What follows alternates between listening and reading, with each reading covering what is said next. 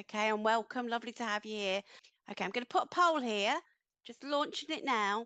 And if you just want to answer the three questions, and then I'll share the results on the screen. Okay, that's brilliant. I think everybody's voted.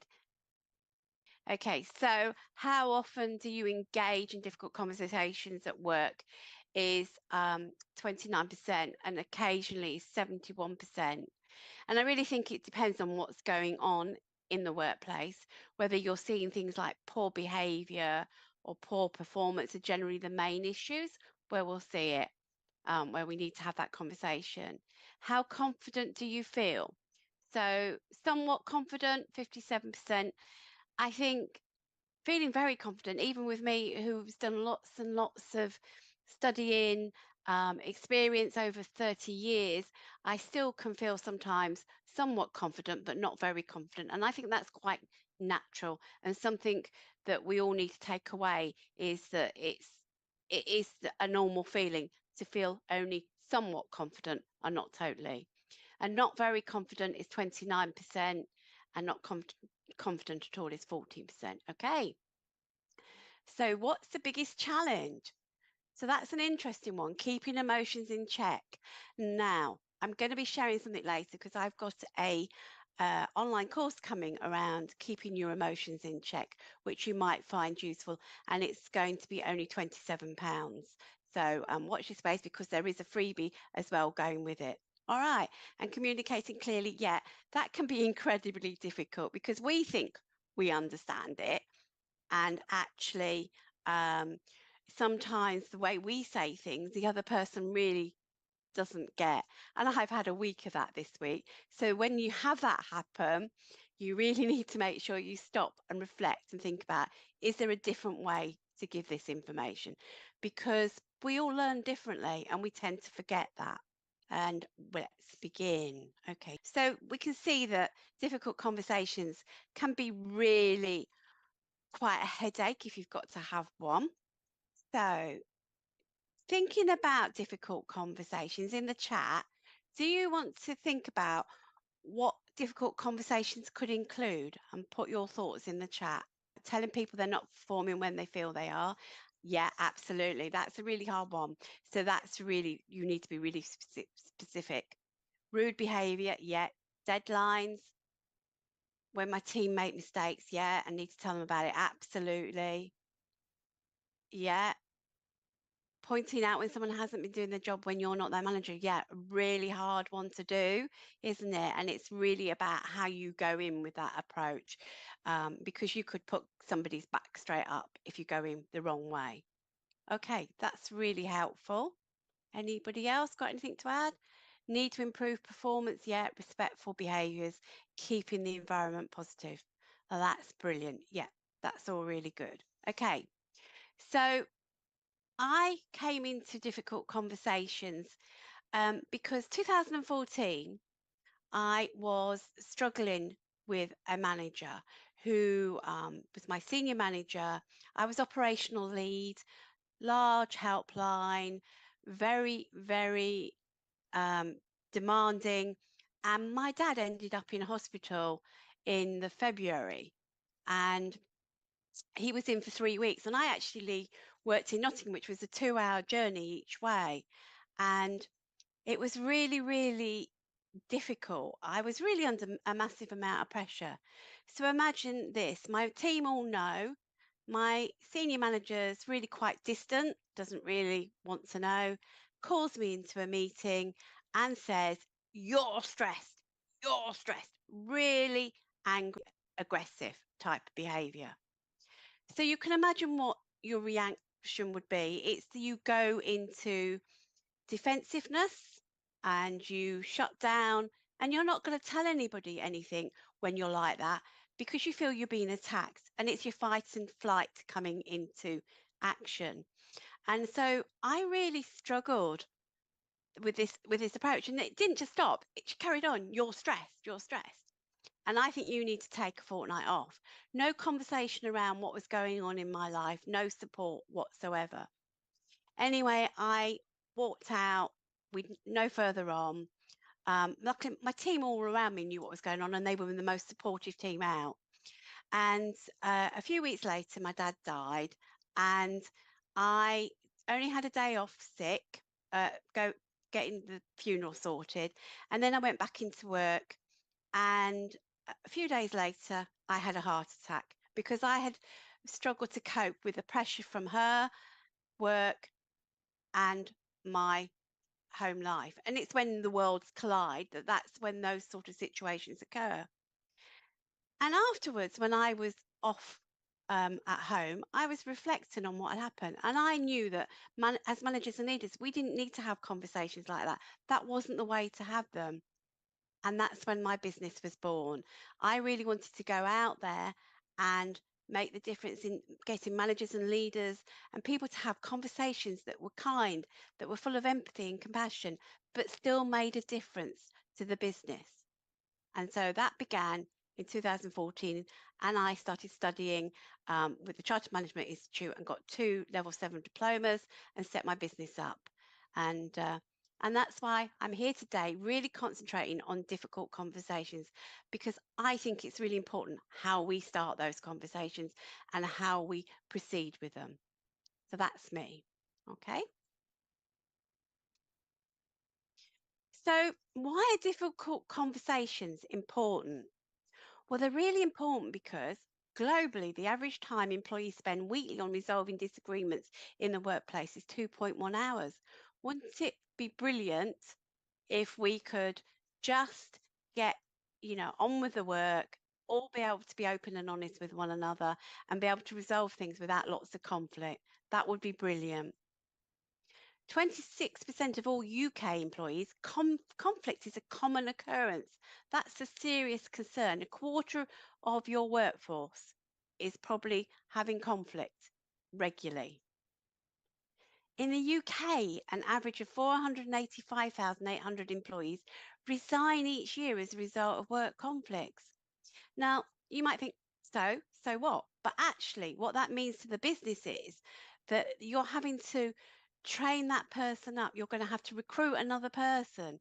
And when you start working out the costs, I think they say the average is around 9 months of the salary.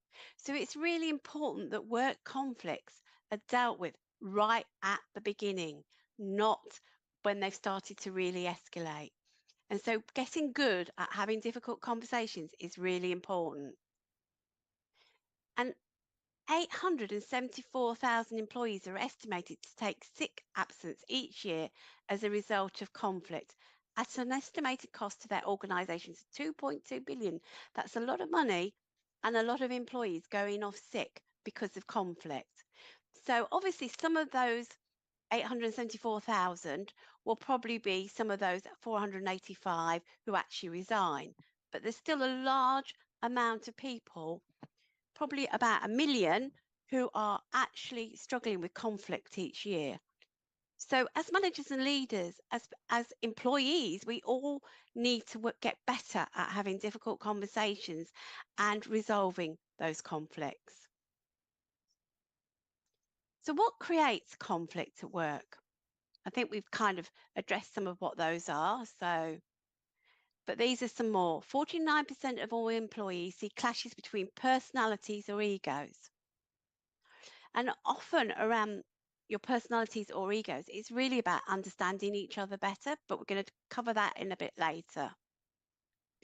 34% of all workers agree that workplace stress causes conflict. Yeah, and that's exactly how I was feeling at the time. And yeah, it was causing conflict. It was causing the conflict between my manager and me because of the support I wasn't getting. 33% find heavy workload without enough support the main conflict trigger.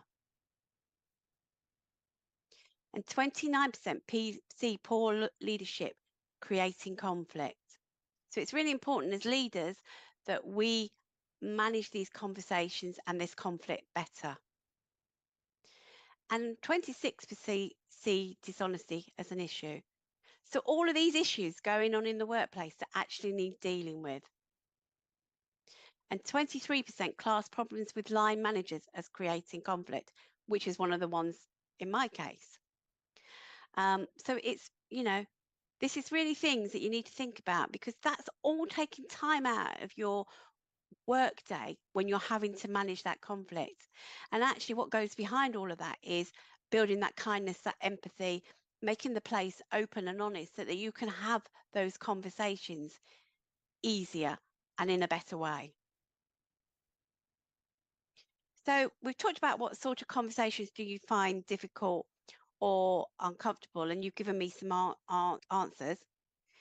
So how do you feel, put in the chat, when you feel confronted with bad behavior and behavior that you really don't know quite how to deal with? Yeah. Being able to disagree without causing conflict, absolutely. Yeah. Freeze, flight, or fright, absolutely. That is, and that's not our fault. This is how we are developed, and it's something that we can do something about, and I'm going to give you a few tips around that. Emotionally disturbed, okay, yeah. Brain fogs up and can't think straight, yeah. Demotivated, yeah. It's strange, isn't it? But when we're in that position, I kind of want to withdraw. We don't feel motivated at all. Totally get that. Yeah. Okay, any others I missed?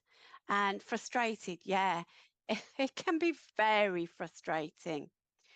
Okay, so how do those feelings affect our behavior, do you think? Put it in the chat. Despair, yeah. Losing confidence and it depresses you, discouraged, end up backing down as you don't think of the right way to proceed, yeah. Demotivates, absolutely. Overthink as well. Yeah, that's a really good one, because it goes round and round. You take it probably home, as you say, transmitting to your personal life. It really has a knock-on effect. Yeah, brilliant. Thank you. Okay, so yeah, lose sleep as well. Okay, right. So let's think about this. So when we feel like that, I think it's important that if you're going into a situation where you're feeling really tense, underconfident, etc., you need to first of all recognize that when you're feeling underconfident, that probably you've got this saboteur in your head that's telling you, you can't do this, you're not very good at this. Call it out, tell it. I know what you're doing. You're trying to make me feel like I'm not confident enough. You might feel like you're nuts doing it, but I tell you, it really works. And then the other thing is, when it happens, when you start to feel like, oh, all these thoughts are rushing in, you're feeling really angry or you're feeling really emotional, I want you to stop, concentrate on your breathing. And sometimes that can be really hard, but really concentrate on your breathing. And the best way that works for me is to label. So when I'm thinking about, I'm breathing for 30 seconds, that's all you need to do. And I'm going breathing, breathing, as I breathe in and out. And because you're doing that, you're focusing on that, and slowly those other emotions will start to dissipate. Okay. So definitely key is taking a couple of deep breaths to relax the muscles in your body. The thing is, though, if you're not already relaxed, it can be quite difficult. So take a deep breath down into the bottom of your lungs, and then breathe out a little more than you would normally. So instead of just breathing out quickly, breathe out, keep breathing out. And then the next time you breathe in deeply, it's going to work better. All right. The old saying, count to 10. If you're feeling all those emotions, before you do anything, before you say anything, count to 10. Silence can seem really big to us, but in actual fact, it isn't really. And we tend to get hung up. So the more you can work with using silence, the more you'll find you'll get better conversations. Another thing to do is, if you're in a fixed position, is to get up and perhaps move round, because sometimes just changing your posture can diffuse the situation. So that's something else to think about. And also perhaps encourage the other person, if they're standing up, to sit down, or if they're sitting down, perhaps say, well, shall we just go for a short walk around the block or around the office. I know it sounds weird, but when you change what you're in, it changes the whole situation. And again, also, we get churned up inside because we're not saying what we really want to say. So say it, but say it assertively. Don't say it aggressively. And what's key here, and what we're going to go through shortly, is how you plan your conversation. So you will think about, how am I going to start this conversation? What's the best way to go in on this? Okay. And if you're really feeling the emotions and you're really angry, you need to buy some time. You need to really think about, do I go and get a drink? Shall we just go and get a drink?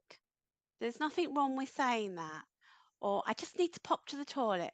Sorry about this, I just need to go. Because when you walk away, your pulse rate comes down, your blood pressure starts coming down, and slowly you start to feel a bit better, and then you're able to have a more able conversation. Another way of doing this is, you could say about something like, I need to talk to you more about this, but I have something urgent going on at the moment. I need to deal right now. So can we reschedule again? Can we meet later on this afternoon? There is nothing wrong with saying that. We have this issue in our head where we think we need to, say, we've got to do it now. We've started this conversation, we've got to finish it. No, you don't have to. You can put it back to, say, the afternoon when you're in a better state to have it. Or, oh, you've said some really interesting things here. I need time to reflect. So can we meet at 4 o'clock? Anything like that will really help. And again, do something physical, because the feelings we're experiencing in our bodies are caused by a rush of adrenaline. And so it's that primitive reflex, which is preparing our muscles to fight or run away. So when we move and do something different, like going for a run or a walk or playing sport, we diffuse those emotions. So again, this is when you could stop that conversation and say, look, I need to reflect. You've made some really important points. So you're not dismissing them. You're actually saying to them, yeah, I'm acknowledging what you say. And then if you've got a lunch break, go and do a walk or something, just to diffuse the situation for you, calm yourself down so you feel a bit more. And that also gives you time to reflect. Also, reframe the situation.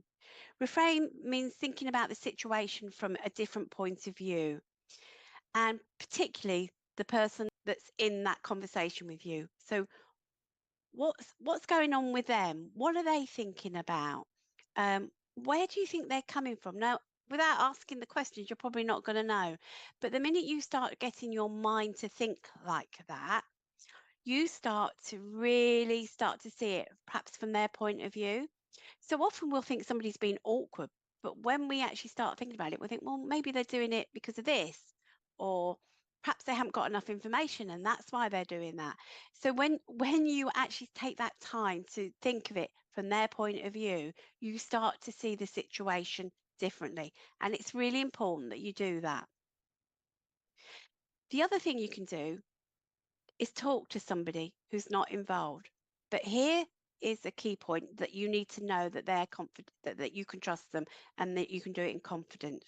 And you want somebody who's going to be objective, not somebody who's going to take your side and tell you what you want to hear. You want somebody who's going to say, yeah, have you thought about it from this point of view? Have you thought about it from that point of view? Perhaps they're saying that because they're coming at from there. So when you actually take that time to find somebody who can have those kind of conversations with and that you trust, that can often help you see things differently too. So, why do you think these types of conversations are difficult? Do you want to put in the chat what you're thinking? Yeah, because they can hurt feelings very much. Don't like upsetting people, feels uncomfortable. Yeah, thinking now about affects levels of productivity, fear of conflict. Yeah, yeah. So I think, with the greatest respect to you, I think, and I'm one, um, and I will send you out afterwards a quiz to do on your saboteurs, and it's really good. So one of my top ones is people pleaser, and I can often feel that coming into play. And again, this is this thing where you'll probably think I'm nuts, but if you feel like, oh, I'm really going to struggle with this conversation because I really don't want to upset their feelings, you need to actually acknowledge in your head, hey, that's my people pleaser saboteur coming out. And what good's this really going to do? I can come at this from a place of wisdom. All right. And certainly if you keep following me, you will start to see more of this coming out. So what risks do we run in not holding a conversation we find difficult? So what do you think risk do you run in not holding a conversation that you're finding difficult? Yeah, if we leave the conversation, we find it difficult. Yeah, makes matters worse. Absolutely. And the issue gets bigger. Oh, I've seen that happen many a time. Yeah, maintaining the status quo, you're not going to, just not going to. It's just going to stay as it is, which is not going to improve. And people don't know where they stand. Absolutely. Others feel it and more people feel aggrieved. Exactly. What we often fail to see is that it spills out around into the team, to your co-workers. You feel like a coward. You're not a coward. It's just that you probably have never actually done some really good, difficult conversations training and spent time getting to grips with it. And bear in mind, I've had over 33 years of leading and managing and then running my business for 8 years. And as a result, I did lots of difficult conversations training in the workplace. But what I realized was it didn't go deep enough. And that's the thing. And this is what I'm trying to bring in. Yeah, it's validating the problem in the other person's behavior. Yeah, great. Okay. So why might we rush into a difficult conversation? So when you don't have notice and don't stop to breathe and think, absolutely. It has a health and safety element to it. Yeah. It's around, when you've got confidence, anxiety, brain fog, and is surprised by someone's comments. Yeah. Sometimes we can really react on the moment, and that's the worst thing we can do. We need to find a way of stopping ourselves doing that. And particularly if you're angry and you go into a conversation. And my story around this is I had a manager, and we we were sending people over to another department to see how they worked as go and sees, to see what they could bring back to the business that we could use in ours. And one of the people that went across was a trade union rep. And we suddenly got a phone call from the senior leader on the other department complaining about the trade union rep, who had been stirring everybody else up and telling them, you can't do that work, you shouldn't be doing this, you shouldn't be doing that. And then they were saying, we don't want anybody else coming over from your side because this isn't what we need. And as a result, um, I told my manager, and her anger went. It was, it was really bad. And there was another lady with me, and we were trying to calm her down, but she went and got the trade union rep, hauled her into a meeting, and started really shouting and getting aggressive at her. Completely the wrong approach. She should have given herself time to calm down. The other person and I were trying to deflect and calm it down. And then the next thing we saw was the manager lunging over the desk at the trade union rep. It was so lucky it didn't turn into a grievance. So this is the thing. You really need to, if you're in an angry mode or any other mode, is that is not the right time for the conversation. You need to get the emotion out of you first. Okay. So let's know yourself and the impact you have. So we're going to do a video here. Okay. Have you ever let your emotions take control of your behaviour and done something that you later regretted?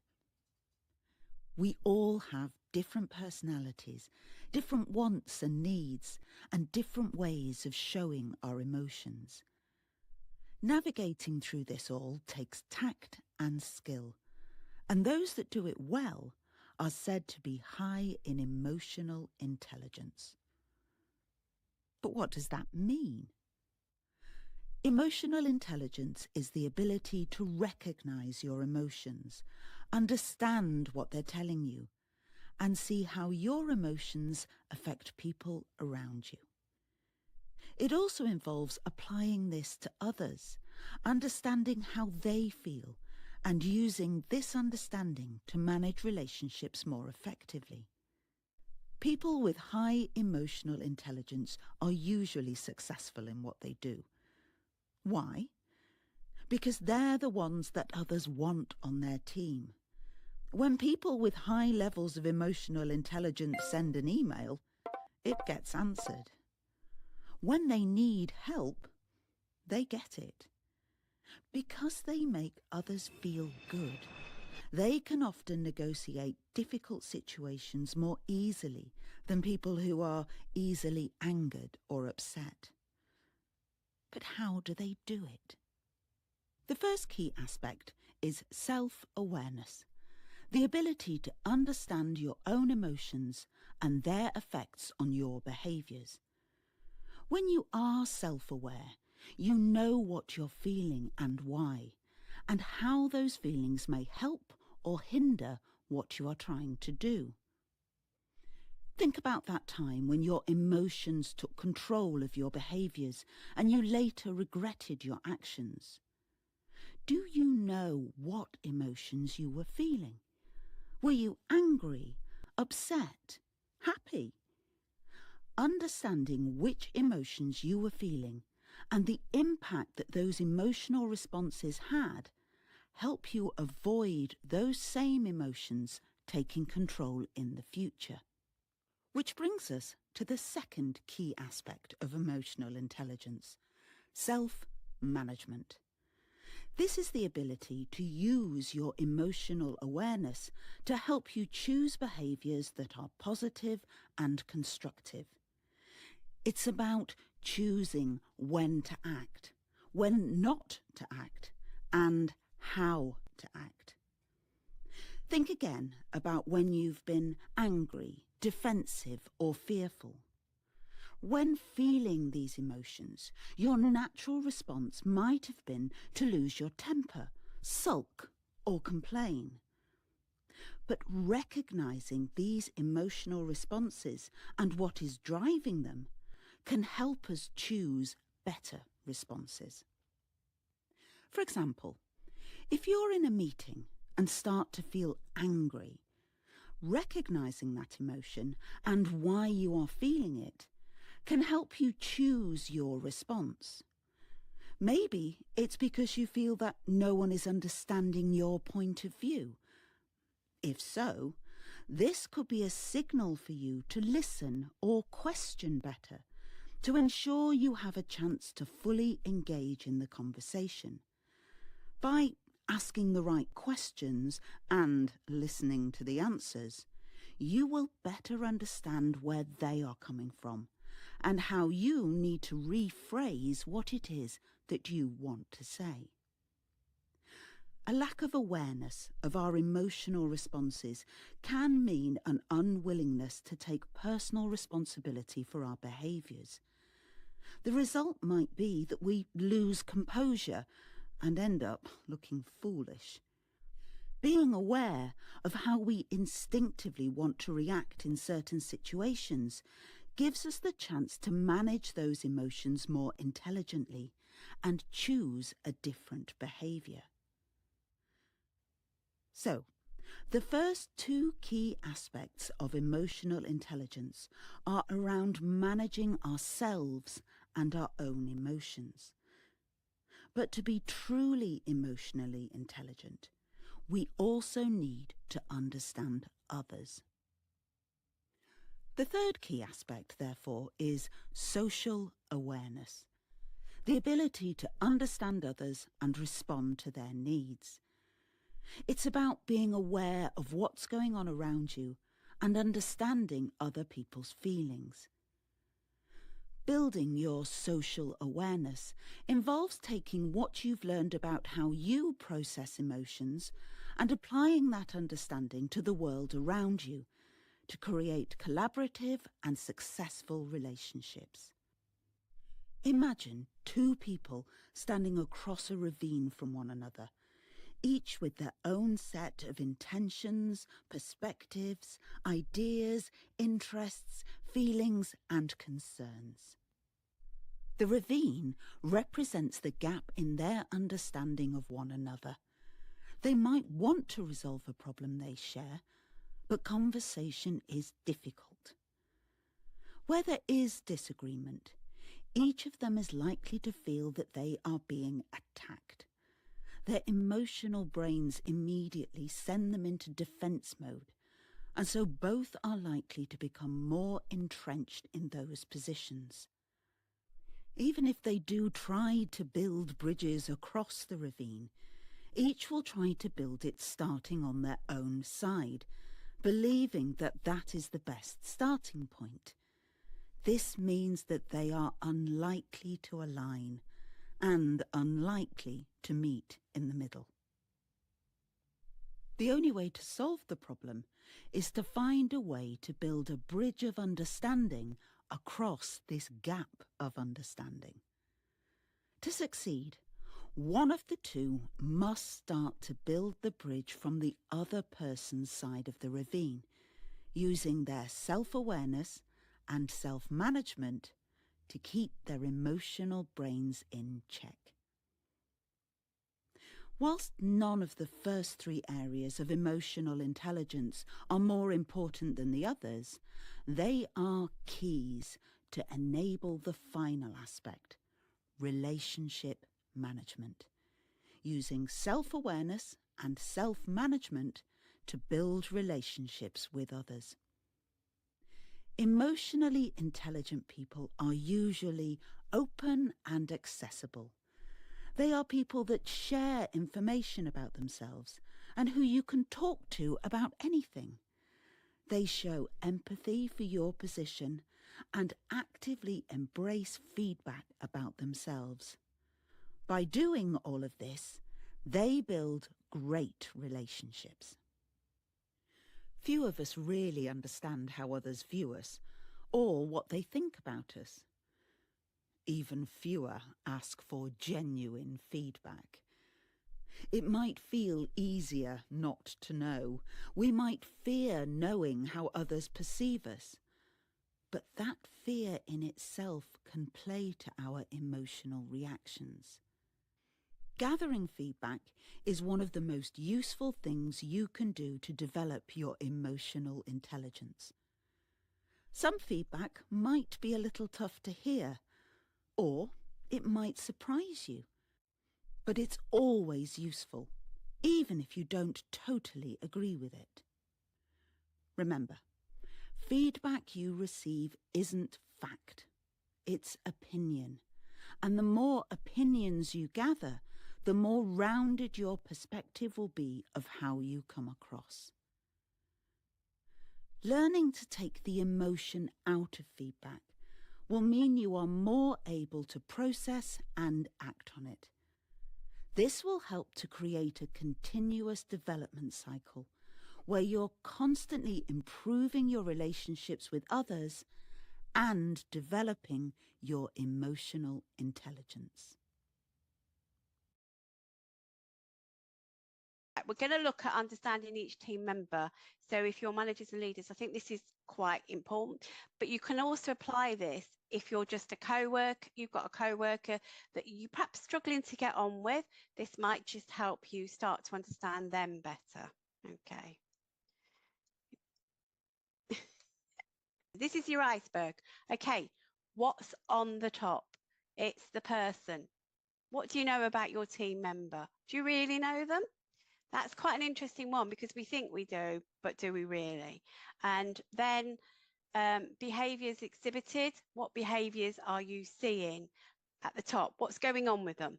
Okay. Then what sits below the surface? All right, something we fail to often think about, but what's really important. So what makes your team member feel motivated? Do you really know? Is it what's the intrinsic motivator there?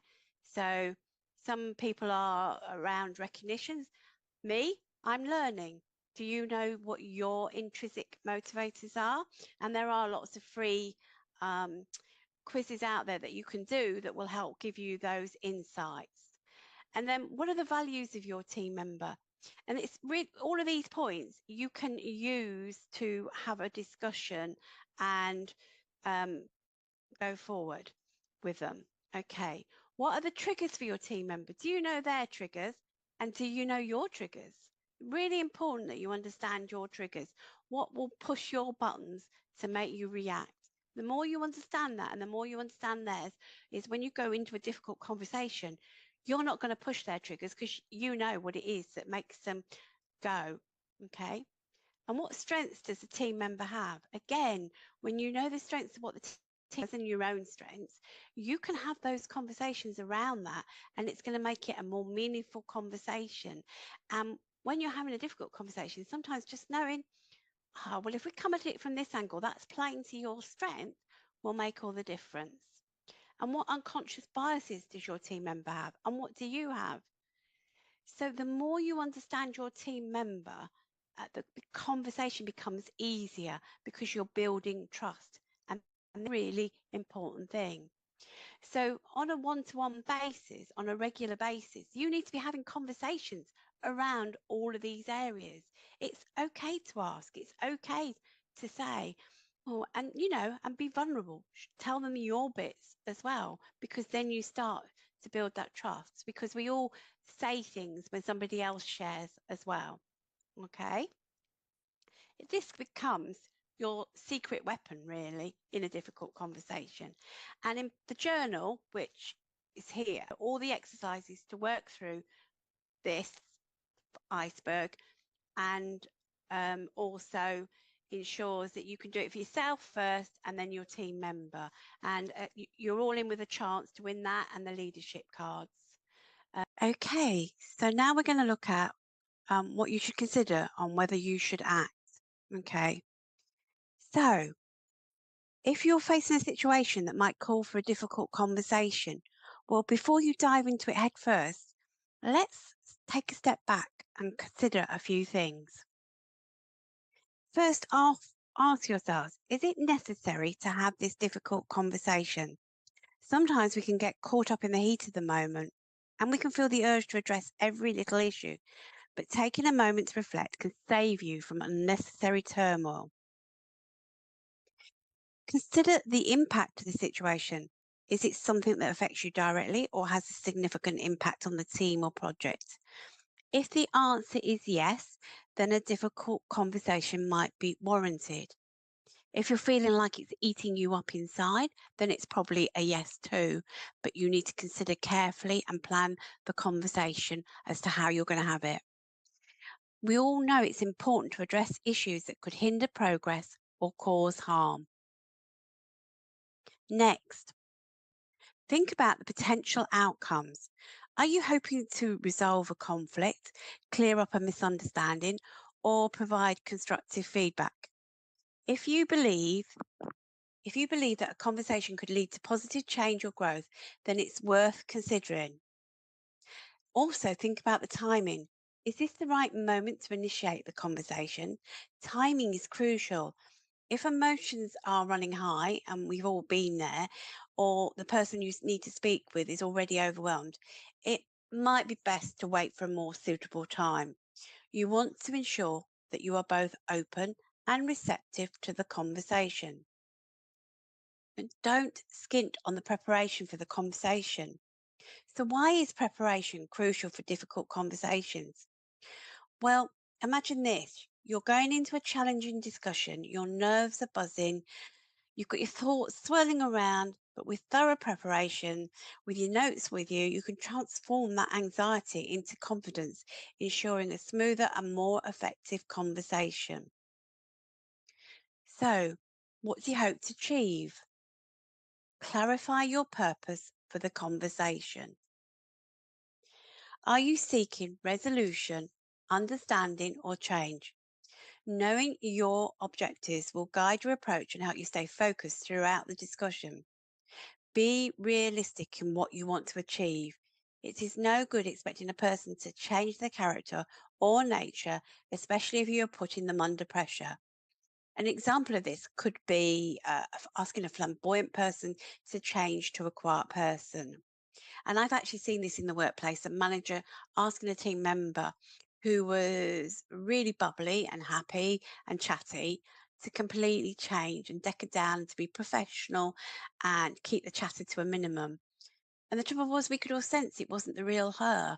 And it really destroyed the trust in the team with that manager. Whatever you're hoping to achieve, have a range of options. And remember, this is about collaboration to get the best results and for both parties to feel it is a win win situation. Ask yourself questions like, what is my aim here?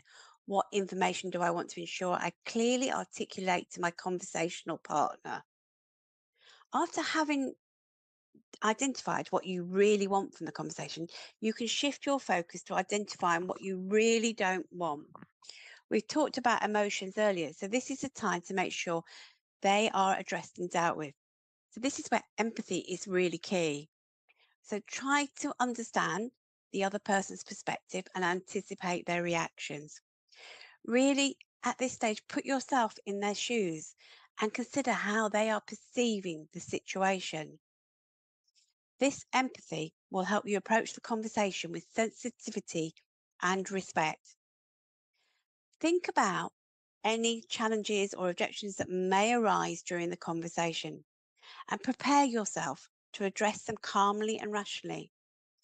By anticipating these obstacles, you'll be better equipped to handle any curveballs that come your way. And then remember, handle reactions with care. If you're delivering information which is likely to be unwelcome, be prepared for a spirited reaction to your communication. It doesn't matter who we are, nobody likes to hear bad news, irrespective of its root cause. That person you're talking to may experience a range of fear, anxiety, guilt, shock, frustration, vulnerability, or sadness. Angry outbursts or a stubborn silence are all difficult to deal with and must be handled with utmost care. When people are upset, the instinct for self defense kicks in, and their reactions are often expressed more strongly than they've had time to reflect on. You probably feel that their reactions are extremely unwarranted or completely off the scale. But whatever you feel, you must actually put that aside. Their outbursts must be taken seriously. So acknowledge and respond to their feelings rather than react to their behaviour.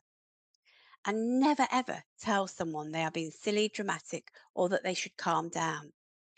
Just acknowledge the emotions they are experiencing and respond with kindness and empathy. Put yourself in their shoes. What would you need to hear in a similar situation?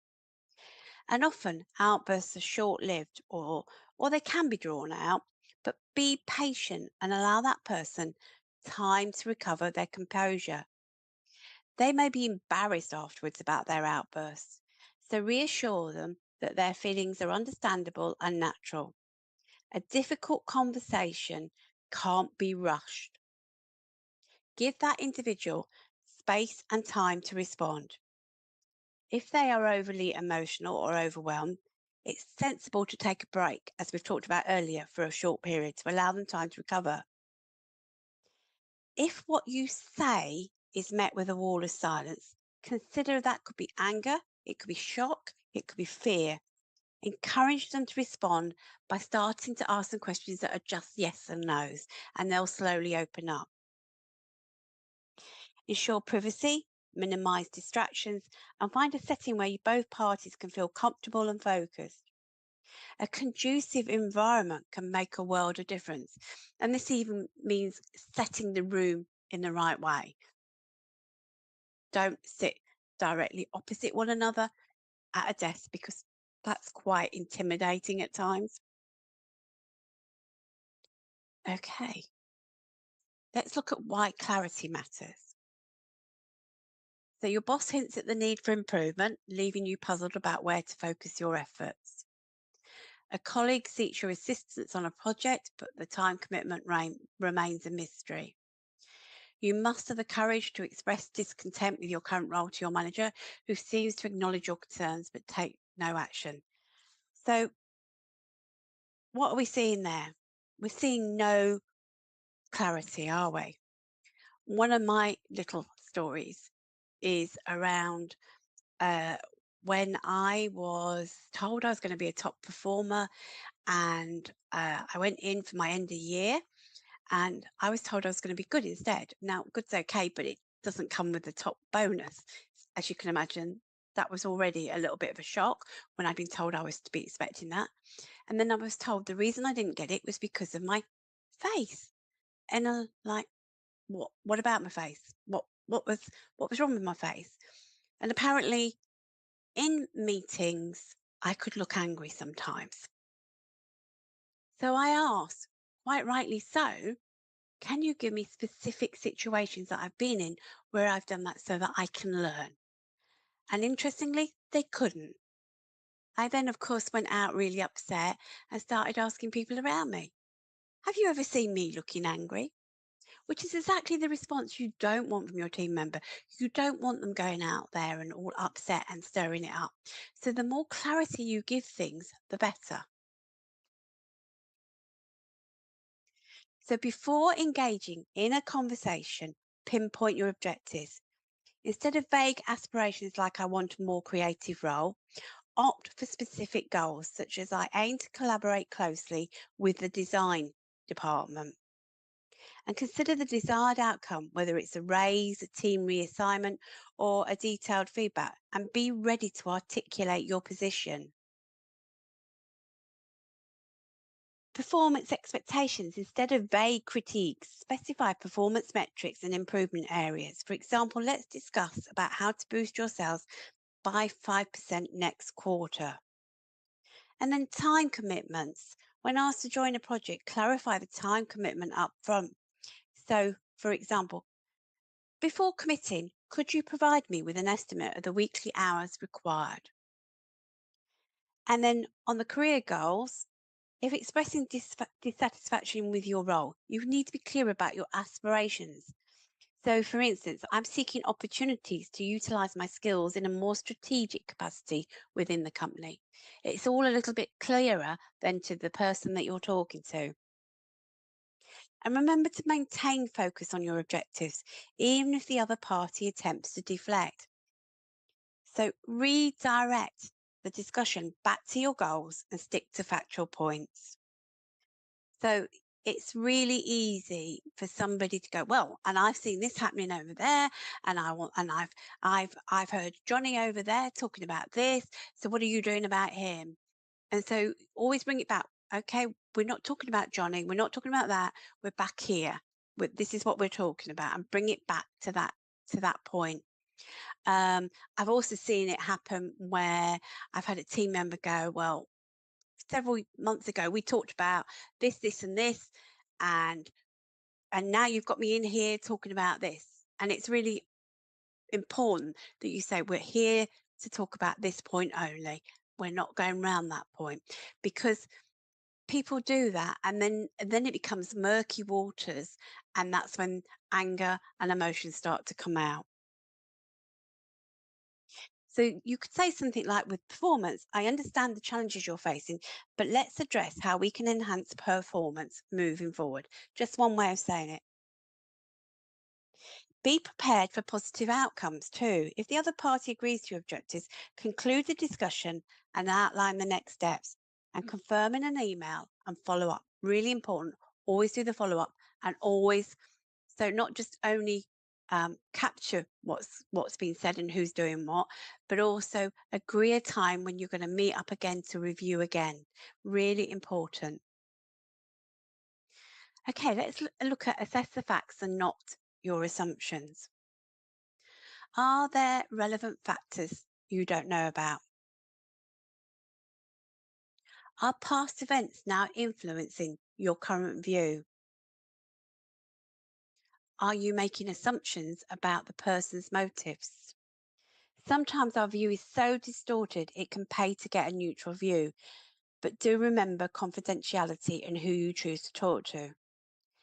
Before the meeting, gather all the relevant information and facts related to the conversation. This includes data, examples, or any documentation that supports your points. Organise them in a logical order to present your thoughts clearly and convincingly. Remember to stick to the facts in the conversation. Remember to ask these questions before you go into the meeting so that you're prepared. Compassion matters. So, Charlie is a diligent team member. He's been consistently missing out deadlines and showing signs of stress during meetings. During a one-on-one discussion with his manager, Sarah, Charlie struggles to articulate the root cause of his performance decline. As Sarah gently probes deeper, Charlie discloses he's been grappling with anxiety and insomnia due to personal issues at home. His elderly mother, whom he cares for, recently experienced a health scare, adding to his stress. So rather than solely focusing on work related solutions, Sarah pauses to express empathy for Charlie's challenges. She reassures him that his well-being matters and offers support resources such as counselling services or flexible work arrangements to alleviate his burden. So, in this scenario, Sarah's compassionate approach not only addresses Charlie's immediate concerns, but also strengthens their professional relationship. By acknowledging Charlie's professional struggles and offering practical assistance, Sarah builds trust and loyalty within her team.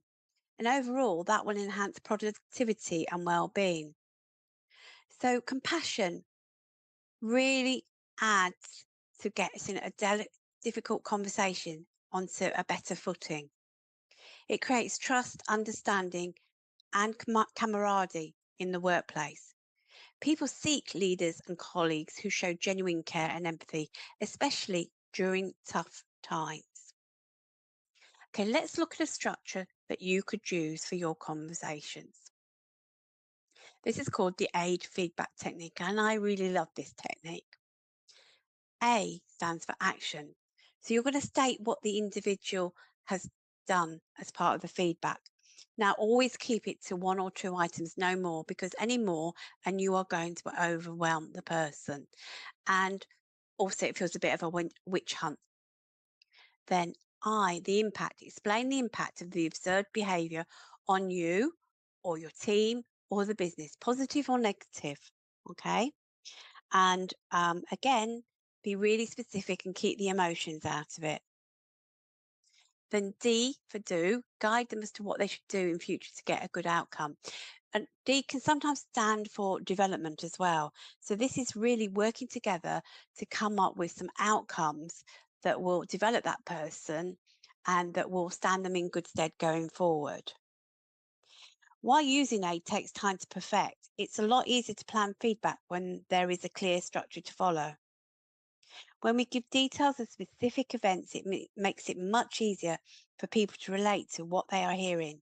For example, compare, "You always look so bored when I talk to you," to, "When I asked you to tidy the front desk, you rolled your eyes and gave a loud sigh." It's really important that we do our best to only give feedback on behaviours or the absence of them that we have personally observed. If we say, "I heard that you," we give the recipient of our feedback an excuse to deny the behaviour. Feedback that begins, "I saw," is harder to ignore. Similarly, when we tell someone how their behaviour made us feel, that impact on us can't be denied. Whereas if we say how it made someone else feel, the interpretation assumption weakens our feedback. So, for example, if we compare, "When I saw you roll your eyes at Mark, I felt you didn't believe him," to, "When you rolled your eyes at Mark, he must have thought you didn't believe him." Which one are you going to go with? Yeah, it's one, "I felt you didn't believe him." Effective feedback is really about helping people do the right thing in the future, which is precisely what the do part is all about. In reality, it's better if the person receiving the feedback makes the suggestions. That's because we're all more likely to do something when it's our idea to do it. And this is particularly important when we want them to change what they're doing as opposed to repeating good behaviour. Always ask questions like, "What could you do differently next time?" Or "How could you avoid this situation in future?" So if you have any questions or questions rather, that you would like to send me, please do send them and I will respond either by doing a video or a blog or just answer you back. Okay? There are a variety of ways to work with me. There is a difficult conversations mini masterclass, how to have difficult conversations without crying or getting angry at work. And that's only £27. If you buy it now, you will also get this free journal. There's also a difficult conversations online course, and it comes with a Facebook community, and that's £99. And then there's difficult conversations mentoring, and that includes a disc assessment, which will really help you understand yourself better and will tell you your strengths. Well, that's it for today. I hope you found this really useful.